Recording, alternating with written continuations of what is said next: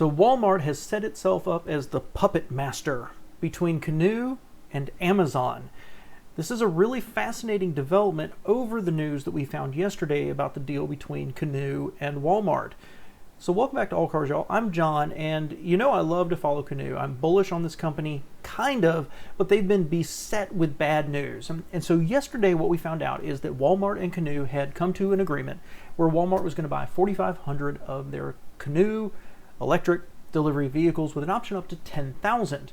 Now yesterday, which was July 12th, was actually the shareholders meeting too. So it's interesting this all came out the same day that they were announcing executive compensation votes and things like that. But it's really good news. This company's been beset with bad news, honestly, probably for a couple years. And recently there's been a lot of talk, a lot of news about whether they're going to get to deliveries before they run out of cash. And I have been a big proponent of the fact that since they moved their headquarters to Bentonville, there had to be something there with Walmart. And yesterday it came true with this order. Now 4,500 is not going to make or break an entire company, but it's a nice start, at least the start of a relationship. But more information has been coming out about it. The first is this actually is coming from Automotive News, but also I think it was Reuters and maybe Bloomberg also started talking about it, that yesterday they had to make a filing with the SEC, or several filings with an SEC, and some more details has come out where Walmart has, well, they may have set themselves up as the kingmaker to decide Canoo's future. Now what this means is, first off, is the agreement between Canoo and Walmart is totally non-binding. The second thing is a provision that they built in to this agreement, which, it's long, that Canoo will not enter into any agreement for services involving the design, manufacture, consult, advice, lease, or sale of EVs to, or issue any equity-linked, or debt securities of any type, or enter into any agreement for the purpose of transferring control of the company to Amazon.com, its subsidiaries and affiliates. Okay, that's a lot of words, but let's pick through it. Walmart has a non-binding agreement to buy 4,500 vehicles, up to 10,000. A small fraction of how many they need, not only for their own deliveries, but also for their delivery service that other businesses can use. And in this agreement, they get the ability to tell Canoo they can't design any vehicles for, sell any vehicles to, sell equity to, so they can't sell an equity stake to Amazon, and they can't sell themselves to Amazon. And this is major,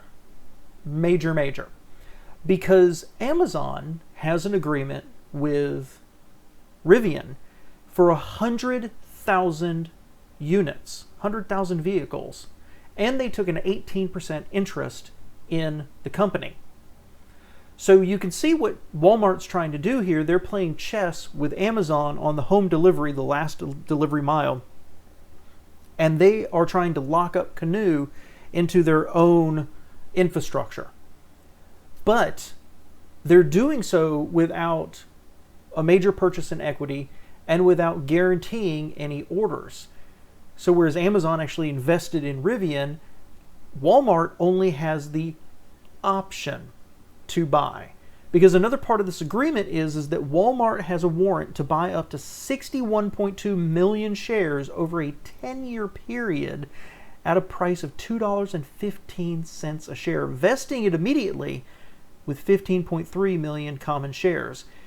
This is a really shrewd move by Walmart, that basically they're keeping Amazon's hands off of another electric vehicle. They're setting Walmart and Canoo up against Amazon and Rivian, and they did so without having to guarantee that they're buying a bunch of product. They're not placing 100,000 orders. They've just locked Canoo away and kept them from Amazon. On the Canoo side, at first I was thinking this showed their desperation with all of the bad news and the need for cash.